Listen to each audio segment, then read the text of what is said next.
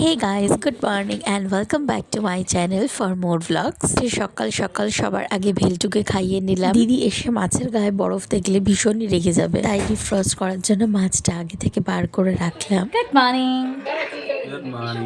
আর একটু জিরে গরম জলে ভিজিয়ে রাখলাম, দিদির বাটতে সুবিধা হবে। আজকে পাতলা জিরে বাটার ঝোল হবে।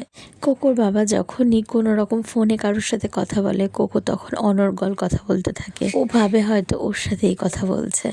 আজকে একটু সময় বার করে ভাবলাম এই মুভিটা দেখবো। আমারের মুভিটা সবাই বলছে খুব ভালো হয়েছে, তাই জন্য দেখবো ভাবলাম। আমরা শুধু একাই চিল করছি না, কোকো করছে ওর দিদুনের সাথে। কেউ একটু কার্টুন চালিয়ে দেওয়া হয়েছে, ও এনজয় করছে।